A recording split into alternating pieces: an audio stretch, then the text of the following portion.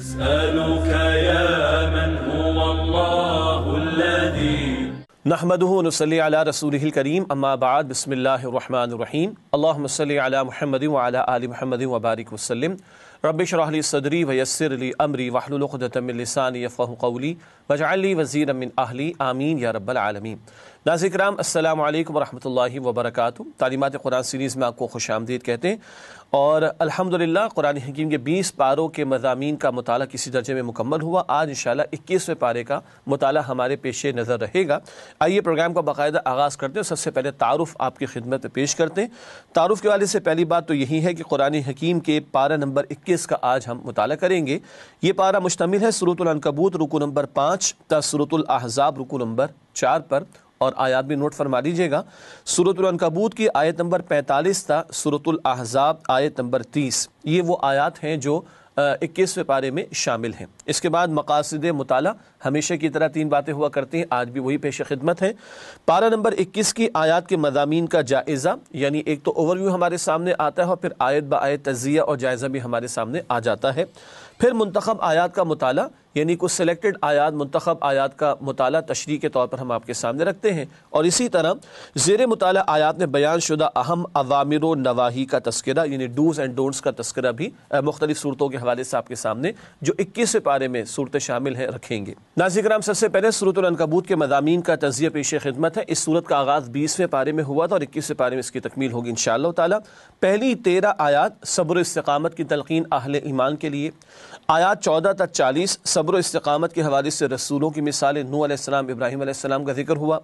آیات 41 تا 44 مشرکانہ تصورات کی حقیقت، مکڑی کے جالے کا ذکر بھی آیا تھا، اور آیات 45 تا 69 اہل ایمان کے لیے ہدایات، مشرکین کے لیے وعیدیں۔ یہ وہ حصہ ہے جو 21ویں پارے میں داخل ہے، 45ویں آیت سے لے کے 69ویں آیت تک، جہاں ایمان والوں کے لیے اہم ہدایات بھی اور مشرکین کے لیے وعیدیں یعنی ڈراوے بھی بیان ہوئے۔ اب سورہ عنکبوت کی آیات کا جائزہ لیتے ہیں، وہ آیات جو 21ویں پارے میں شامل ہیں۔ سب سے پہلے آیت نمبر 45، اللہ کا ذکر تسکین قلب اور تزکیہ نفس کا ذریعہ ہے۔ اس پر بعد میں بات کریں گے۔ تلاوت قرآن کا ذکر بھی آئے گا، اور ذکر الہی کا بیان بھی آئے گا، نماز کو قائم کرنے کا تذکرہ بھی ہوگا۔ آیات 46 تا 47 اہل کتاب کے لیے دعوت، ہجرت حبشہ کا موقع پیش آیا چاہتا ہے، چنانچہ اہل کتاب سے گفتگو ہوگی، نصارہ سے حبشہ میں بھی اس تعلق سے ہدایات ہیں۔ پھر آیات 48 تا 51 عظمت قرآن اور صداقت رسول صلی اللہ علیہ وسلم، اللہ رب العالمین کا کلام قرآن، اس کی عظمت کا بیان، اور نبی اکرم صلی اللہ علیہ وسلم کی سچائی اور صداقت کی تفصیلات بیان کی گئی ہیں۔ پھر آیات 52 تا 55 حق کو جھٹلانے والوں کا بدترین انجام، وہ مشرکین مکہ ہوں یا باقی بعد میں آنے والے، ان کا تذکرہ ہو رہا ہے۔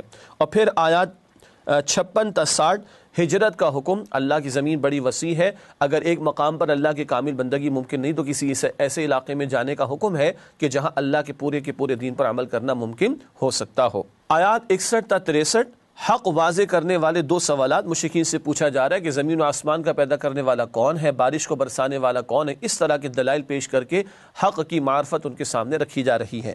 آیت نمبر 64 دنیا کی زندگی محض کھیل تماشا ہے، بدلتے حالات کے اندر جب سابقہ زندگی پر آدمی نگاہ ڈالتا ہے تو پانی کا بلبلہ ہی محسوس ہوتی ہے، بتایا گیا یہ دنیا کی زندگی تو دھوکہ ہے، اصل زندگی وہ آخرت کی۔ آیات 65 تا 66 اللہ کا کرم مگر بندوں کا ظلم، اللہ تعالیٰ ہی مصیبت سے نجات دیتا ہے، اور مشرکین کی کشتی اگر بھور میں پھنسی تو اللہ ہی نجات دیتا، مگر جب وہ بچ جاتے تھے تو اس کے بعد اللہ کے ساتھ شرک کرنے لگ جاتے تھے۔ آیات 67 تا 68 مشرکین مکہ کی سرکشی کا مزید ذکر ہے، اور آیت نمبر 69 بہت ہی پیارا مقام، ہدایت جہاد و محنت کرنے والے کو ملتی ہے، جو اللہ کی راہ میں محنت کرتے ہیں، جد و جہد کرتے ہیں، اللہ اپنے راستوں کی ہدایت ان کو عطا فرما دیتے ہیں۔ ناظرین کرام، یہ تو جائزہ ہوا سورہ عنکبوت کی آیات کا جو 21ویں پارے میں داخل ہے۔ اس کے بعد چلتے ہیں اسی مقام کے حوالے سے چند منتخب آیات کے مطالعے کی طرف۔ سب سے پہلے جس آیت کا انتخاب کیا گیا وہ آیت نمبر 45 سے 21ویں پارے کا آغاز اسی سے ہوتا ہے۔ نماز اور تلاوت قرآن کی اہمیت، ارشاد ہو رہا ہے اتلو ما اوحی الیک من الکتاب واقیم الصلاۃ ان الصلاۃ تنہی عن الفحشاء والمنکر ولذکر اللہ اکبر واللہ یعلم ما تصنعون۔ ترجمہ، اے نبی صلی اللہ علیہ وسلم، یہ کتاب جو آپ کی طرف وحی کی گئی ہے اس کی تلاوت کیجیے اور نماز قائم کیجیے، بے شک نماز بے حیائی اور بری باتوں سے روکتی ہے، اور اللہ کا ذکر سب سے بڑی شے ہے، اور جو کچھ تم لوگ کرتے ہو اللہ اسے جانتا ہے۔ مشکلات کا دور ہے، سن 5 نبوی آغاز وحی کا 5واں برس ہے، اور اس مشکلات کے دور کے لیے اللہ کی طرف سے ہدایات عطا ہو رہی۔ نمبر 1 قرآن کی تلاوت بار بار، اس سے ایمان کی آبیاری ہوتی ہے، سابقہ پیغمبروں کے واقعات کو پڑھ کر موٹیویشن ملتی ہے۔ نمبر 2 نماز قائم کرنا، نماز اللہ کی یاد بھی تازہ کرتی، ایمان میں آبیاری کا ذریعہ بھی ہے اور اللہ کی مدد کے حصول کا ذریعہ بھی ہے۔ استعینوا بالصبر والصلاۃ، قرآن کہتا ہے سورۃ البقرہ میں صبر اور نماز سے اللہ کی مدد حاصل کرو۔ البتہ فرمایا کہ اللہ کا ذکر سب سے بڑی شے ہے، یعنی قرآن کے متعین آداب کے ساتھ تلاوت کے معاملات ہوں گے، نماز متعین آداب و شرائط کے ساتھ اور اوقات میں ادا کی جائے گی۔ اللہ کا ذکر ہر وقت کیا جا سکتا ہے، ذکر الہی کی اہمیت کا بھی تذکرہ ہوا۔ ساتھ ایک اور ذکر ہے کہ نماز بے حیائی اور بری باتوں سے روکتی ہے، آدمی کو دل چھوٹا نہیں کرنا چاہیے، مستقل نماز ادا کرتا رہے گا، توجہ بھی ہوگی تو انشاءاللہ پھر یہ نماز برائیوں سے اس کو روکتی چلی جائے گی۔ اگلی آیت جس کا انتخاب کیا گیا سورہ عنکبوت کی آیت نمبر 69 آخری آیت ہے، ہدایت جد و جہد کرنے والوں کے لیے۔ ارشاد ہو رہا ہے والذین جاہدوا فینا لنہدینہم سبلنا وان اللہ لمع المحسنین۔ ترجمہ، اور جو لوگ ہماری راہ میں جد و جہد کرتے ہیں ہم ضرور انہیں اپنے راستوں کی ہدایت دیں گے، یقیناً اللہ تو نیکوکاروں کے ساتھ ہے۔ بہت پیارا مقام ہے، اللہ کی طرف جانے والا راستہ ایک ہے صراط مستقیم، مگر اللہ کہاں سے بندے کو اس پر لے کر آ جائے وہ راستے بہت سارے ہو سکتے ہیں، وہ ذرائع بہت سارے ہو سکتے ہیں۔ تم جہاد کرو گے، جہاد وسیع تر معنی میں اسٹرگل، جد و جہد، محنت، اللہ کی راہ میں جہاد کرنا، محنت کرنا اس کی بندگی کے لیے، اطاعت کے لیے، گناہوں سے بچنے کے لیے محنت کرنا، نیکی کو فروغ دینے کے لیے محنت کرنا، اللہ کے دین کی سربلندی کے لیے محنت کرنا۔ جب اس کام پر لگو گے تو اللہ صراط مستقیم پر چلائے گا اور مختلف طریقوں سے، مختلف ذرائع سے اللہ تعالیٰ تمہاری مدد فرمائے گا۔ اللہ ہم سب کو اس کی مزید توفیق عطا فرمائے۔ ناظرین کرام، الحمدللہ سورہ عنکبوت کی منتخب آیات کا مطالعہ بھی ہوا مکمل۔ اس کے بعد ہمیشہ کی طرح اوامر و نواہی آپ کے سامنے رکھیں گے۔ سورہ عنکبوت کی وہ آیات جو 21 پارے میں داخل ہیں ان میں آنے والے اوامر کا تذکرہ یعنی ڈوز کا تذکرہ پہلے پیش خدمت ہے۔ تلاوت قرآن کی تلقین آیت نمبر 45 جیسے کہ ابھی ذکر ہوا۔ قیام نماز یعنی آیت نمبر 45 میں نماز قائم کرنے کا ذکر بھی آیا۔ ذکر الہی آیت نمبر 45، اس پر ہم نے ابھی بات بھی کی ہے۔ جدال احسن یعنی عمدگی کے ساتھ بحث کرنا، اہل کتاب سے مجادلہ ہوگا، مکالمہ ہوگا، ڈائلاگ ہوگا تو عمدگی کے ساتھ دین کی دعوت ان کو پیش کرنا، آیت نمبر 46۔ تمام الہامی تعلیمات پر ایمان، آیت نمبر 46۔ جتنی کتابیں اللہ نے پہلے نازل فرمائی ان سب پر ہمارا ایمان ہے، بشرطے کہ ہم یاد رکھیں کہ اصل حالت میں جو کتابیں نازل ہوئیں الہامی ہدایات، ان پر ہمارا ایمان۔ اس کے بعد اللہ ہی کو معبود واحد ماننا، آیت نمبر 46۔ اللہ کا مسلم بنے رہنا، آیت نمبر 46۔ راہ الہی میں ہجرت کرنا، آیت نمبر 56، اس کی طرح پہلے بھی اشارہ ہوا۔ ایمان اور عمل صالح انجام دینا، آیت نمبر 58۔ صبر اور توکل کا مظاہرہ، آیت نمبر 59۔ اللہ ہی کو رازق ماننا، آیت نمبر 60۔ اللہ کی حمد کرنا، آیت نمبر 63۔ دنیا کو عارضی، آخرت کو دائمی ماننا، آیت نمبر 64۔ اللہ کو مخلص ہو کر پکارنا، آیت نمبر 65، یعنی اللہ کے لیے خالص ہو جانا اور اسی کو پکارنا۔ اور آخر میں اللہ کی راہ میں جد و جہد کرنا، آیت نمبر 69، اس پر ابھی ہم نے گفتگو بھی کی۔ ناظرین کرام، یہ اوامر کا بیان ہوا۔ اب سورہ عنکبوت میں جو نواہی کا ذکر آیا 21 پارے میں، ان کا تذکرہ آپ کے سامنے رکھیں گے، یعنی ڈونٹس کا بیان۔ آیات الہی کا انکار، آیت نمبر 47، یعنی ان کاموں سے روکا گیا ہے۔ باطل باتوں کو ماننا، آیت نمبر 52۔ عذاب کی جلدی مچانا، آیت نمبر 54۔ اللہ کے ساتھ شرک کرنا، آیت نمبر 65۔ اللہ کی نعمتوں کی ناشکری، آیت نمبر 66۔ اللہ پر جھوٹ باندھنا، آیت نمبر 68، یعنی جھوٹی و غلط باتوں کو اللہ کی طرف منسوب کرنا معاذ اللہ۔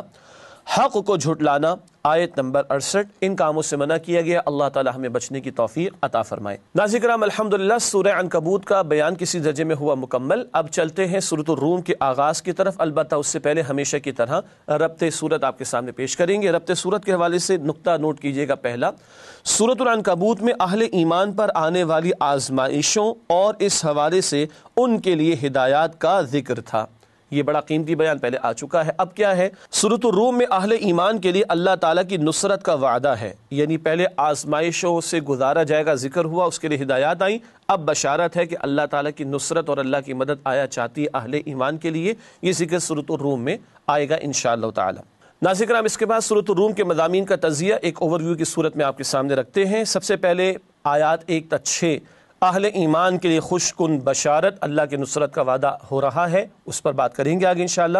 آیات 7 تا 19 مضامین عبرت و موعظت، اللہ کی نشانیوں کا ذکر، ان میں غور و فکر کی دعوت ہے۔ پھر آیات 20 تا 27 اللہ کی نعمتیں اور قدرتیں، بہت ساری نعمتیں اللہ تعالیٰ کی، ومن آیاتہ، اور اللہ کی نشانیوں میں سے ہے، اللہ کی نشانیوں میں سے یہ انداز اس مقام پر آیا ہے۔ پھر آیات 28 تا 32 توحید باری تعالیٰ اور اس کے دلائل کا ذکر ہے۔ پھر آیات 33 تا 37 بندوں کا افسوسناک طرز عمل کہ اللہ کی نعمت استعمال کرتے مگر اس کا شکر ادا نہیں کرتے، مصیبت سے نجات مل جاتی مگر اللہ کے ساتھ شرک کرنے لگ جاتے معاذ اللہ۔ آیات 38 تا 40 قرب الہی کا حصول، اس کے ذرائع بتائے گئے ہیں۔ پھر آیات 41 تا 45 عذاب الہی کا سبب اور نجات کی راہ، اور وہ یہی ہے کہ اللہ کے ہو رہو، اس کے پیغمبر کی دعوت قبول کر کے اللہ کے مسلم بن جاؤ۔ آیات 46 سے 54 اللہ کی نعمتیں اور قدرتیں، زمین و آسمان میں اللہ کی نعمتوں کا ذکر ہو رہا ہے۔ پھر آیات 55 تا 57 احوال قیامت، قیامت کا برپا ہونا، اس وقت کی کیفیات کا ذکر ہے۔ اور آخر میں آیات 58 تا 60 نبی اکرم صلی اللہ علیہ وسلم کی دل جوئی کہ اللہ کی مدد آپ کے شامل حال ہوگی، آپ استقامت کا مظاہرہ کرتے رہیے۔ یہ سورہ روم کے مضامین کا تجزیہ ہوا۔ اب جائزہ لیتے ہیں سورۃ الروم کی آیات کا، ہر آیت میں کیا موضوع آ رہا ہوتا ہے اس کا مختصراً ذکر ہم کرتے ہیں۔ سورۃ الروم کا جائزہ کرتے ہیں شروع آیات 1 تا 6 سے، مسلمانوں کے لیے خوشخبری کہ اللہ تعالیٰ عنقریب مسلمانوں کو مشرکین کے مقابلے میں فتح عطا فرمائے گا۔ پھر آیات 7 تا 8 آخرت واقع ہونے کے 2 ثبوت، جس رب نے زمین و آسمان کو پیدا کیا وہی تمہیں دوبارہ زندگی دے گا، اور جو تمہیں دکھا رہا ہے کہ زمین کے مردہ ہو جانے کے بعد زمین کو زندگی دیتا ہے، وہ اللہ تمہیں بھی مردہ ہو جانے کے بعد زندگی دے گا۔ آیات 9 تا 10 سرکش قوموں کے انجام سے سبق حاصل کرو، یہ مستقل موضوع ہے عبرت دلانے کا قرآن کے تعلق سے۔ آیات 11 تا 16 احوال آخرت کا بیان، قیامت کے برپا ہونے کا ذکر ہے۔ آیات 17 تا 19 مردہ زمین کو زندہ کرنے والا اللہ تمہیں بھی زندہ کرے گا، یہ قیامت کی دلیل بیان ہو رہی ہے۔ پھر آیات 20 سے 27 اللہ کی بے مثال قدرتیں اور رحمتیں، زمین و آسمان میں اللہ کی قدرت و نشانیوں کا ذکر ہو رہا ہے۔ آیات 28 تا 29 شرک کی نفی ایک مثال کے ذریعے، جھوٹے معبودوں کی نفی کرنے کے لیے اللہ نے مثال دی ہے۔ آیات 30 تا 32 فطرت کی پکار، اللہ کی مکمل اطاعت، اللہ نے بندوں کو فطرت پر پیدا کیا، اور حدیث کے مطابق فطرت کیا ہے؟ توحید پر پیدا کیا گیا ہے بچوں کو، یعنی بچہ جب پیدا ہوتا ہے تو توحید پر پیدا ہوتا ہے، بخاری کی حدیث ہے۔ آیات 33 سے 37 انسان کا غیر متوازن طرز عمل، مصیبت میں اللہ کو پکارا، مصیبت دور ہو گئی تو اللہ کو بھلا دیا، غیروں کو پکارنا شروع کر دیا معاذ اللہ۔ آیات 38 تا 40 قرب الہی کے حصول کے لیے رہنمائی، مخلوق خدا پر خرچ کرنا اور محتاجوں کی مدد کرنا، اور صرف اللہ کی رضا کے لیے۔ آیات 41 سے 44 قوموں پر عذاب گناہوں کی وجہ سے آتا ہے، اس کی وضاحت اللہ نے فرمائی، بعد میں اس پر بات بھی کریں گے انشاءاللہ تعالی۔ آیات 43 سے 45 عذاب سے بچنے کی راہ یہی ہے اپنے آپ کو اللہ کا مسلم بنا لو۔ آیات 46 سے 47 اللہ کی نعمتیں اور قدرتیں، پھر ان کا تذکرہ ہو رہا ہے۔ آیات 48 سے 53 بارش اور اس کی برکات، برسانے والا بھی اللہ، اس کے پانی کو جمع کرنے والا بھی اللہ، اس پانی سے پھلوں کو پیدا کرنے والا بھی اللہ سبحانہ و تعالی۔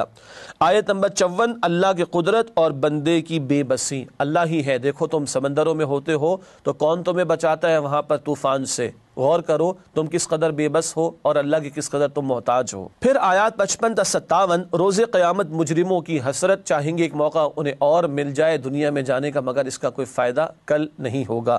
آیات 58 تا 60 نبی اکرم صلی اللہ علیہ وسلم کی دل جوئی، اللہ سبحانہ و تعالیٰ نے بشارت دی ہے کہ جیسے ایک بچہ پیدا ہوتا ہے پھر وہ جوان ہوتا ہے، اس میں قوت آ جاتی ہے، اسی طرح آج اگر کمزوری ہے، یعنی مسلمانوں کی جماعت چھوٹی ہے، تو اللہ اس جماعت کو کل قوت عطا فرما دے گا اور غلبہ بھی عطا فرمائے گا۔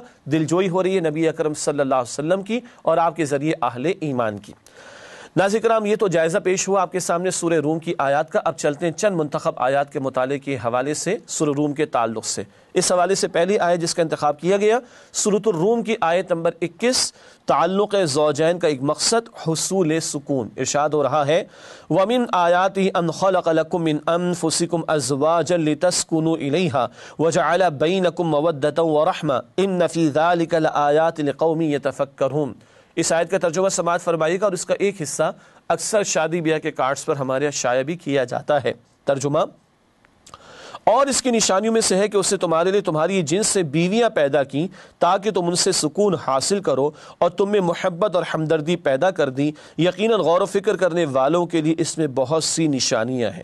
یہ وہ فطری تعلق ہے جو اللہ یا فطری راستہ ہے زوجین والا، نکاح کے بندھن والا، جس کا تذکرہ ہو رہا ہے۔ اور دنیا کہاں سکون تلاش کرنے کے لیے کتنا وقت اور پیسہ برباد کرتی ہے، اللہ نے نکاح کے بندھن کے ذریعے انسان کے ڈور اسٹیپ پر اس کو سکون عطا فرما دیا۔ ضمناً ایک بڑا خوبصورت میسج آیا واٹس ایپ پر کہ ایک صاحب نے لکھا کہ میرے 750 فرینڈز ہیں واٹس ایپ پر، اور 2000 سے زیادہ میرے پاس فرینڈز ہیں فیس بک پر، اور ایسا اور ویسا بھی، اور اس وقت میں ہاسپٹل کے بیڈ پر ہوں اور باہر میری بیوی اور میرے 2 بچے ہی موجود ہیں۔ ناظرین کرام، اس کے بعد اگلی جن آیات کا انتخاب کیا گیا ہے وہ سورۃ الروم کی آیات 30، 31 اور 32۔ فرقہ واریت مشرکانہ طرز عمل ہے، اس کے تعلق سے ارشاد ہوا ہے فَأَقِمْ وَجْهَكَ لِلدِّينِ حَنِيفًا فِطْرَةَ اللَّهِ الَّتِي فَطَرَ النَّاسَ عَلَيْهَا لَا تَبْدِيلَ لِخَلْقِ اللَّهِ ذَلِكَ الدِّينُ الْقَيِّمُ وَلَكِنَّ أَكْثَرَ النَّاسِ لَا يَعْلَمُونَ مُنِيبِينَ إِلَيْهِ وَاتَّقُوهُ وَأَقِيمُوا الصَّلَاةَ وَلَا تَكُونُوا مِنَ الْمُشْرِكِينَ مِنَ الَّذِينَ فَرَّقُوا دِينَهُمْ وَكَانُوا شِيَعًا كُلُّ حِزْبٍ بِمَا لَدَيْهِمْ فَرِحُونَ۔ ترجمہ، بس آپ یکسو ہو کر اپنا چہرہ دین کی طرح متوجہ کر دیں۔ اللہ کی وہ فطرت جس پر اس نے لوگوں کو پیدا کیا ہے، اللہ کی بنائی ہوئی فطرت میں تبدیلی نہیں ہو سکتی، یہی سیدھا دین ہے، لیکن اکثر لوگ نہیں جانتے۔ مومنوں، اسی اللہ کی طرف رجوع ہو کر اس سے ڈرتے رہو اور نماز قائم رکھو، اور مشرکوں میں سے نہ ہو جاؤ، ان لوگوں میں سے جنہوں نے اپنے دین کو ٹکڑے ٹکڑے کر دیا اور خود بھی گروہ گروہ ہو گئے۔ ہر گروہ اس پر خوش ہے جو اس کے پاس ہے۔ پہلی بات تو یہ ہے کہ اللہ نے فطرت پر پیدا کیا، فطرت ہے توحید، اس پر کاربند رہنے کا حکم، ساتھ ہی اللہ کے لیے مخلص ہو کر اس کو پکارنے کا حکم ہے، نماز ادا کرنے کا حکم ہے، اور مشرکوں میں سے نہ ہو جاؤ، اس کا تذکرہ ہوا۔ کون ہے مشرک؟ جنہوں نے دین میں تفرقہ پیدا کر دیا۔ ایک تو مشرکین مکہ تھے، کہتے تھے ابراہیم علیہ السلام کو مانتے ہیں، مگر من چاہی باتوں کو دین کے طور پر اختیار کر لیا، اور اس کے بعد جو ہے وہ حلیہ دین کا بگاڑ دیا، نئی نئی بدعات قریش کے لوگوں نے دین ابراہیمی کے اندر شامل کر دی تھی۔ یہ تو ان کا طرز عمل تھا۔ ہم مسلمانوں کو دیکھنا چاہیے کہ ایک اللہ کو، ایک کتاب کو، ایک رسول کو ماننے والے آج ان کی مسجدوں کے ٹیگز بھی مختلف ہیں، ایک دوسرے کے پیچھے نماز پڑھنے کو بھی تیار نہیں ہے، مسلک کہیں اوپر آ جاتا ہے، دین کہیں نیچے چلا جاتا ہے۔ اللہ کا دین پامال ہو اور مٹتا ہو، اللہ کے احکامات ٹوٹتے ہوں تو تکلیف نہیں ہوتی، ہاں موبائل فون کی اسکرین اگر ٹوٹ جائے اور اپنے لخت جگر نے توڑی ہو، اس پر تکلیف بہت ہو جاتی ہے۔ ہمارے مسلک کسی شخص کے بارے میں کسی نے کچھ کہہ دیا ہو تو ہمارے جذبات بہت ابھر کر نکھر کر سامنے آ جاتے ہیں، لیکن اللہ کا دین مغلوبیت کا شکار ہو تو اس پر زیادہ تکلیف نہیں ہوتی۔ تو غور کرنا چاہیے کہ مسلک زیادہ اہم ہو گیا یا دین کو اہم ہونا چاہیے تھا۔ اس کے بعد اگلی آیات جن کا انتخاب کیا گیا ہے سورہ روم کی آیات 38 اور 39، انفاق بمقابلہ سود۔ سود کے تعلق سے جو اولین آیات قرآن حکیم میں آئی وہ یہ تھی، مکی دور کی صورت ہے سورۃ الروم۔ ارشاد ہوا فَآتِ ذَا الْقُرْبَى حَقَّهُ وَالْمِسْكِينَ وَابْنَ السَّبِيلِ ذَلِكَ خَيْرٌ لِلَّذِينَ تُرِيدُونَ وَجْهَ اللَّهِ وَأُولَٰئِكَ هُمُ الْمُفْلِحُونَ وَمَا آتَيْتُم مِّن رِّبًا لِّيَرْبُوَ فِي أَمْوَالِ النَّاسِ فَلَا يَرْبُو عِندَ اللَّهِ وَمَا آتَيْتُم مِّن زَكَاةٍ تُرِيدُونَ وَجْهَ اللَّهِ فَأُولَٰئِكَ هُمُ الْمُضْعِفُونَ۔ ترجمہ، بس قرابت داروں اور محتاجوں اور مسافروں کو ان کا حق دیتے رہو، یہ ان کے حق میں بہتر ہے جو لوگ رضائے الہی کے طالب ہیں، اور یہی لوگ نجات پانے والے ہیں۔ اور تم جو سود پر دیتے ہو کہ لوگوں کے مال میں بڑھتا رہے تو وہ اللہ کے نزدیک نہیں بڑھتا، اور جو تم زکوٰۃ دیتے ہو اور اس سے اللہ کی رضامندی طلب کرتے ہو تو وہ موجب برکت ہے، اور ایسے ہی لوگ اپنے مال کو بڑھانے والے ہیں۔ قرآن حکیم میں جہاں جہاں سود کی ممانعت کا ذکر آیا وہاں انفاق و خرچ کرنے کا بیان آیا۔ مال کا خرچ کرنا اللہ کو پسند ہے روکنے کے مقابلے میں۔ سود تو حرام ترین شے ہے کہ اللہ اور اس کے رسول سے جنگ کے مترادف ہے۔ بہرحال یا انفاق پر زور ہے، اور سود کے بارے میں بتایا کہ اس سے مالوں میں اضافہ نہیں ہوتا۔ حدیث سے بھی بتایا کہ سود کا لازمی انجام وہ مفلسی ہے۔ ابن ماجہ میں رسول اللہ علیہ السلام کا یہ قول موجود ہے۔ ایک وقفہ لیتے ہیں اور اس کے بعد اگلی سورت کا آغاز کریں گے انشاءاللہ تعالی۔ السلام علیکم ورحمۃ اللہ وبرکاتہ۔ السلام علیکم ورحمۃ اللہ وبرکاتہ۔ ناظرین کرام، تعلیمات قرآن سیریز میں خوش آمدید۔ وقفے سے پہلے ہم نے سورۃ الروم کا مطالعہ الحمدللہ کسی درجے میں مکمل کیا اور آج ہم 21 پارے کا مطالعہ کر رہے ہیں، آپ کے علم میں ہے۔ ناظرین کرام، سورہ لقمان کا آغاز ہوا چاہتا ہے سورۃ الروم کے بعد، البتہ پہلے ربط سورت کو سمجھیں گے پھر سورہ لقمان کا آغاز کریں گے۔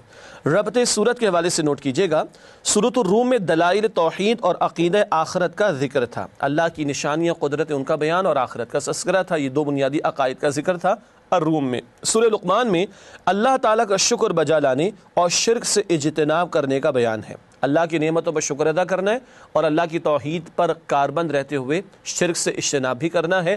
تو یہ مضامین کا ربط ہے ربط سورت کے تعلق سے جو ہمارے سامنے آیا۔ ناظرین کرام، اس کے بعد سورہ لقمان کے مضامین کا تجزیہ آپ کے سامنے رکھتے ہیں اوور ویو کے طور پر۔ پہلی 9 آیات قرآن کے حوالے سے 2 طرز عمل، ایک وہ جو اپنے آپ کو قرآن حکیم کے لیے کھپا دیتا ہے اور ایک وہ ہے جو قرآن کی مخالفت پر اڑ گیا ہو، معاذ اللہ مشرکین کے سرداروں کا یہ طرز عمل تھا۔ پھر آیات 10 تا 11 عظمت باری تعالی، اللہ کی عظمتوں کا تذکرہ ہے۔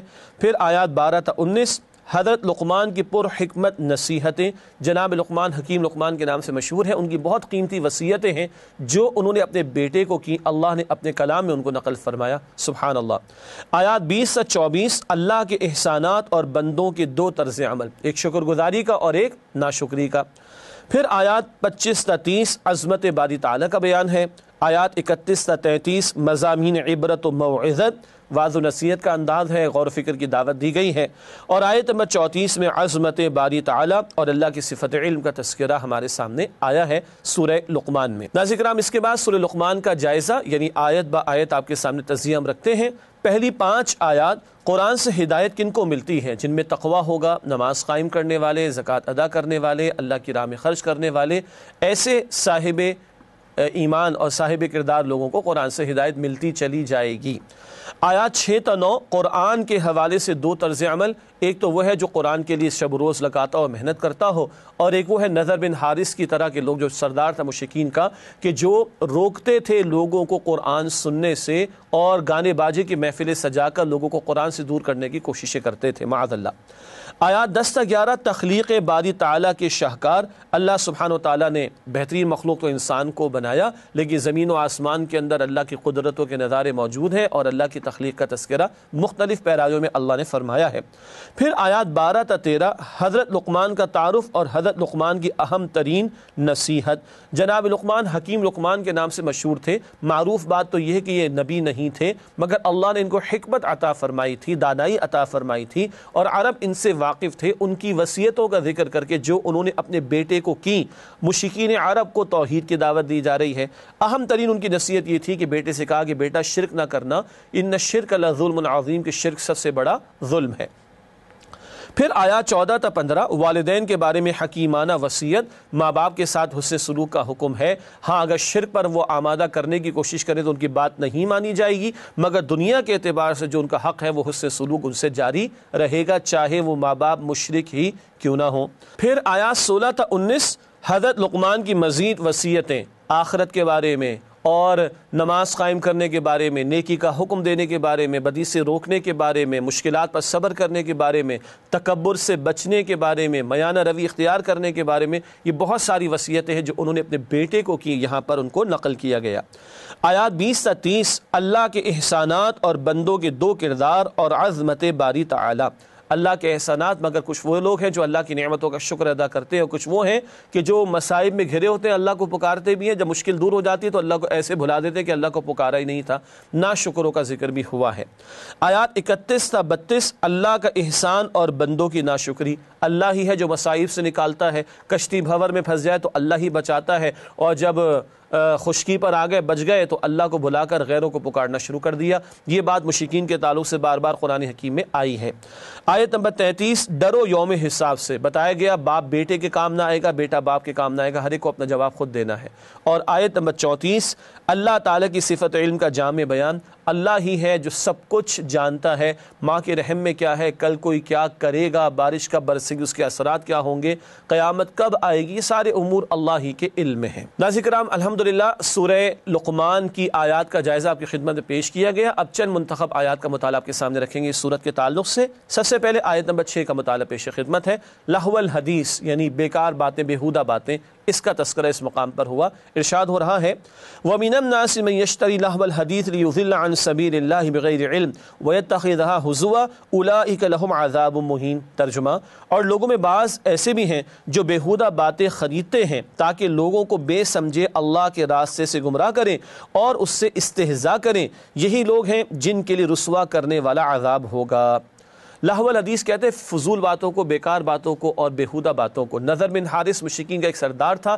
اس نے کنیزیں خرید کر لا کر رکھیں مکہ مکرمہ میں، شام اور عراق سے لے کر آئے مختلف علاقوں سے، اور اس نے لا کر ان کنیزوں کو اس بات پر جو ہے متعین کیا کہ جہاں جہاں قرآن کی محافل سجائی جائیں وہاں تم گانے بجانے کی محفلوں کو سجاؤ تاکہ لوگ قرآن سے دور ہوں. آج بھی آپ دیکھ لیں دنیا کا میڈیا کس کام پر لگا رہا ہے؟ انسان کو حیوان بنانے پر لگا رہا ہے. اور قرآن کی دعوت کے حوالے سے لاکھ جتن کرے تب بھی کوئی قرآنی چینل کی پرمیشن نہیں ملا کرتی.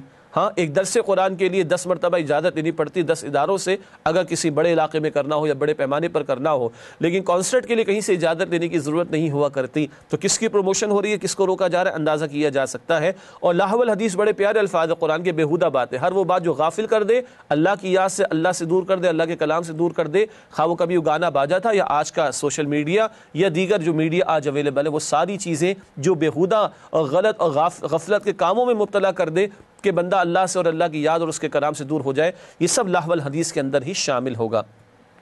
اس کے بعد آیت نمبر 13 ہے شرک سب سے بڑا ظلم ہے. جناب لقمان کی وصیت کا ذکر ہو رہا ہے.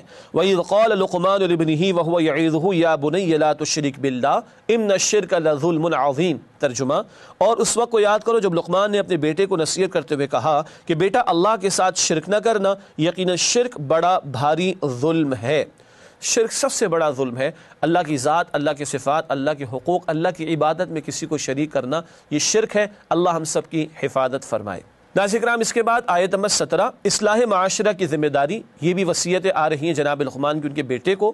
یا بنی اقیم الصلاۃ وامر بالمعروف وانہا عن المنکر واصبر علی ما اصابک ان ذلک من عزم الامور. ترجمہ، اے میرے بیٹے نماز کی پابندی کیے رکھنا اور لوگوں کو اچھے کاموں کا حکم اور بری باتوں سے منع کرتے رہنا، اور جو مصیبت تجھ پر واقع ہو اس پر صبر کرنا، بے شک یہ بڑی ہمت کے کام ہیں.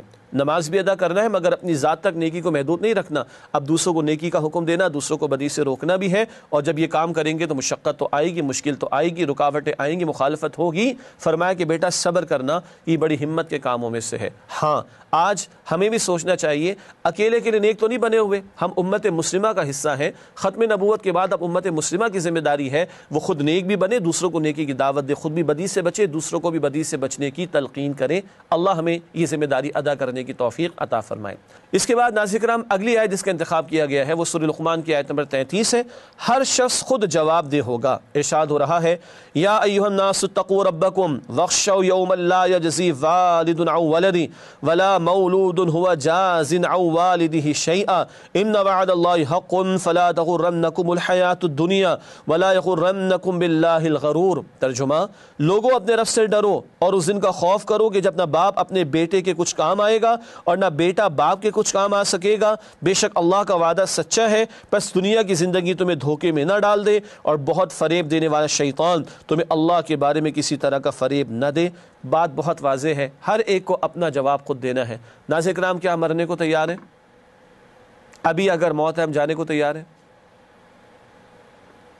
کوئی کام نہیں آئے گا، ہر ایک کو اپنا جواب خود دینا ہے. قرآن کہتا ہے سورہ مریم آیت نمبر 95 میں وَكُلُّهُمْ آتِيهِ يَوْمَ الْقِيَامَةِ فَرْدًا. ہر ایک اکیلے اللہ سبحانہ و تعالیٰ کے سامنے پیش ہوگا. اللہ آج جب کہ مہلت ہے ہمیں کل کی ہمیشہ کی زندگی کی تیاری کی توفیق عطا فرمائے. نسألك يا من هو الله الذي. سورہ سجدہ کا آغاز کریں گے، البتہ اس سے پہلے ربط سورت پیش خدمت ہے. اس حوالے سے پہلا نقطہ، سورہ لقمان میں مشرکین مکہ کے شرک، انکار آخرت، تکبر اور رائے حق سے روکنے کے جرائم کا ذکر تھا. اب سورۃ السجدہ میں نیک اور فرمانبردار اہل ایمان کے اوصاف حمیدہ کا ذکر ہے.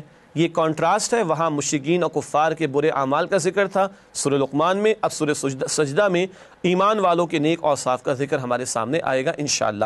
ناظرین کرام، اس کے بعد سورہ سجدہ کے مضامین کا تجزیہ آپ کے سامنے رکھیں گے۔ ابتداءً یعنی ایک اوور ویو، پہلی 3 آیات عظمت قرآن کا بیان، پھر آیت نمبر 4 تا 9 عظمت باری تعالیٰ کا ذکر، پھر آیات 10 تا 14 مجرموں کا کردار اور انجام، پھر آیات 15 تا 17 مؤمنوں کا کردار اور انجام، آیات 18 تا 20 مؤمن اور فاسق برابر نہیں ہیں، آیات 21 تا 22 قوموں پر عذاب اس کا تذکرہ، آیات 23 سے 25 تورات اور حاملین تورات کی تحسین یعنی ان کی تعریف کی گئی ہے، نیک لوگوں کی جو اہل کتاب میں سے تھے۔ پھر آخر میں آیات 26 تا 30 مضامین عبرت و موعظت، وعظ و نصیحت کا سا انداز اللہ تعالیٰ نے یہاں پر ہمارے سامنے رکھا ہے سورت کے آخر میں۔ ناظرین کرام، اس کے بعد سورۃ السجدہ کا جائزہ آپ کے سامنے رکھتے ہیں۔ یہ سورت اللہ کے پیغمبر علیہ السلام جمعے کے دن فجر کی نماز کی پہلی رکعت میں تلاوت فرمایا کرتے تھے۔ سورہ سجدہ کی آیات کا جائزہ، سب سے پہلے پہلی 3 آیات عظمت قرآن، یہ باری تعالیٰ کا کلام ہے قرآن حکیم جو رب کائنات نے محمد کریم علیہ السلام پر نازل فرمایا۔ آیات 4 تا 9 عظمت باری تعالیٰ، اللہ کی قدرتوں اور عظمتوں کا تذکرہ ہے، اس کی نشانیوں کا بیان بھی ہے۔ آیات 10 تا 11 تنزیہ، اعتراض، غضبناک جواب، معاذ اللہ، کب قیامت برپا ہوگی اور کب جو ہے یہ ہم پر عذاب آئے گا، اس طرح کی باتیں مشرکین کیا کرتے تھے، ایسے ہی سخت جواب اللہ کی طرف سے ان کو دیا گیا ہے۔ آیات 12 تا 14 مجرموں کا روز قیامت برا انجام، اس کا تذکرہ ہے، شدید عذاب سے دوچار کیا جائے گا۔ آیات 15 تا 17 مؤمنوں کا طرز عمل اور حسین انجام، وہ کچھ اللہ نے تیار کیا جو کسی آنکھ نے کبھی نہیں دیکھا، اور خوب اللہ نے اکرام کا سامان کر رکھا ہے اہل ایمان کے لیے۔ اللہ ہم سب کو جنت الفردوس میں جگہ عطا فرمائے۔ آیات 18 تا 20 مؤمن اور فاسق برابر نہیں ہو سکتے، مؤمنوں کے اعمال نیک ہیں، فاسقوں کے اعمال برے ہیں، جب یہ دونوں برابر نہیں تو ان کے نتائج بھی برابر نہیں ہوں گے قیامت کے دن۔ آیات 21 تا 22 بڑے عذاب سے پہلے چھوٹے عذاب آتے ہیں، چھوٹے چھوٹے عذابوں کا ایک مقصد ہوتا ہے تاکہ لوگوں کے دل نرم پڑ جائیں، وہ حق کو قبول کریں۔ مکے والوں پر بھی قحط کو مسلط کیا تھا اللہ تعالیٰ نے تاکہ دل نرم ہو اور وہ نبی اکرم علیہ السلام کی رسالت کو قبول کریں۔ آیات 23 تا 25 امامت کا اعزاز کسے حاصل ہوتا ہے، یعنی امامت سے مراد ہے اللہ تعالیٰ نمائندگی کسے عطا فرماتا ہے، تو ایمان والوں کو بتایا جا رہا ہے کہ جب تم ایمان واقعتاً لاؤ اللہ پر، اللہ کی آیات پر یقین رکھو، اللہ کی آیات کے ذریعے رہنمائی کا فریضہ انجام دو، جب اللہ کی آیات اس کی کتاب کو تھامو گے اللہ دنیا تمہارے قدموں میں ڈال دے گا۔ آیات 26 سے 27 دعوت غور و فکر، اللہ کی قدرتوں پر بھی غور و فکر کی دعوت دی جا رہی ہے، اور سابقہ اقوام کے تعلق سے بھی اللہ تعالیٰ بار بار غور و فکر کی دعوت دیتے ہیں۔ آخر میں آیات 28 سے 30 تنزیہ سوال ویسا ہی جواب، پوچھتے کب آئے گا وہ فیصلہ، کب آئے گا ہم پر عذاب، تو بتا دیجئے نبی صلی اللہ علیہ وسلم جب عذاب آئے گا تو پھر مشرکین کو کوئی مہلت نہیں دی جائے گی اور نہ کوئی موقع ملے گا کہ وہ اللہ کو راضی کرنے کی کوشش کر سکیں۔ جیسا تنزیہ سوال اٹھایا گیا تھا ویسے ہی سخت جواب اللہ نے ان کو دیا ہے۔ ناظرین کرام، یہ سورہ سجدہ کی آیات کا جائزہ آپ کی خدمت میں پیش کیا گیا۔ اس کے بعد منتخب آیات کے مطالعے کے ضمن میں ایک ہی آیت کا انتخاب ہم نے کیا ہے سورہ سجدہ میں سے، اور وہ ہے آیت نمبر 22۔ آیات الہی سے اعراض کا انجام، ارشاد ہوا وَمَنْ أَظْلَمُ مِمَّنْ ذُكِّرَ بِآيَاتِ رَبِّهِ ثُمَّ أَعْرَضَ عَنْهَا إِنَّا مِنَ الْمُجْرِمِينَ مُنْتَقِمُونَ۔ ترجمہ، اور اس شخص سے بڑھ کر ظالم کون ہوگا جس کو اس کے پروردگار کی آیتوں سے نصیحت کی جائے تو وہ ان سے منہ پھیر لے، ہم مجرموں سے ضرور بدلہ لینے والے ہیں۔ یہ ہے بڑا سخت بیان، اللہ کی آیات سے نصیحت کرا دی گئی اور وہ رخ پھیر لے تو ایسے مجرموں سے اللہ کہتے ہیں انتقام لیں گے، اور اللہ انتقام لینے پر آ جائے تو کیا عالم ہوگا۔ اللہ ہمیں محفوظ رکھے۔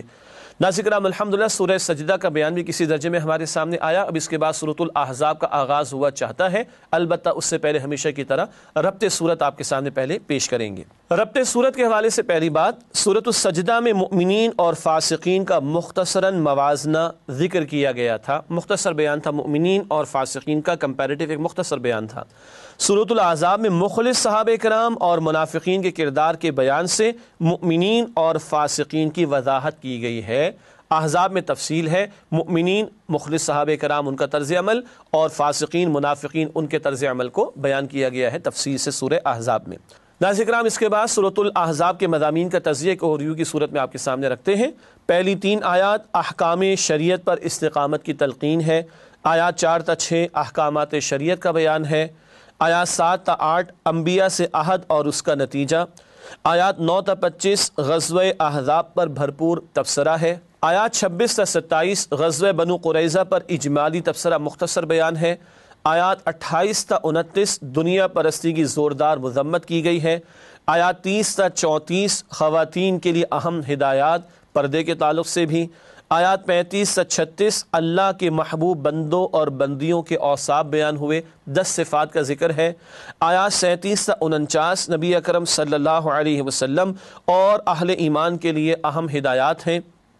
آیات 50 تا 52 نبی اکرم صلی اللہ علیہ وسلم کے لیے رعایتی احکام، 4 سے زیادہ نکاحوں کی اجازت بھی آپ کو عطا ہوئی تھی۔ آیات 53 تا 55 حکم حجاب، حجاب یعنی پردے کے احکامات کا ذکر ہے۔ یہ آیات البتہ 22ویں پارے میں جو آئندہ ہم سمجھیں گے انشاءاللہ۔ آیات 56 تا 58 عظمت مصطفیٰ صلی اللہ علیہ وسلم کا ذکر، اللہ بھی صلاۃ یعنی رحمت نازل فرماتا ہے، فرشتے بھی صلاۃ یعنی رحمت کی دعا کرتے ہیں آپ صلی اللہ علیہ وسلم کے لیے۔ پھر آیت نمبر 59 چہرے کے پردے کا حکم ہے، انشاءاللہ آئندہ نشست میں سمجھیں گے کیونکہ یہ آیت 22ویں پارے میں ہے۔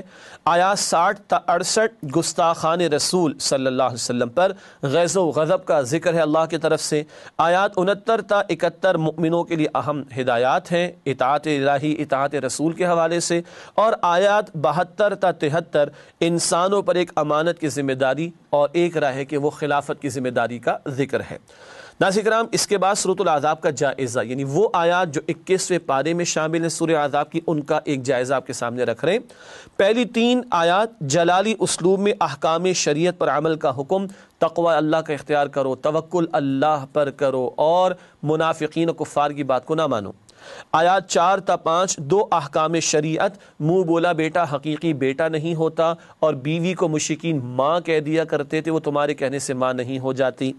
آیت نمبر 6 نبی صلی اللہ علیہ وسلم مؤمنوں سے ان کی جانوں سے بڑھ کر عزیز ہیں، بڑا پیارا تقاضا ایمان کا، اپنی جان سے بڑھ کر اللہ کے پیغمبر علیہ السلام سے محبت ہونی چاہیے۔ آیات 7 تا 8 انبیاء سے خصوصی عہد، اپنے بعد آنے والے پیغمبر کا ساتھ دینا، اور یہ عہد رسول اللہ صلی اللہ علیہ وسلم سے نہیں لیا گیا کیونکہ آپ اللہ کے آخری رسول ہیں۔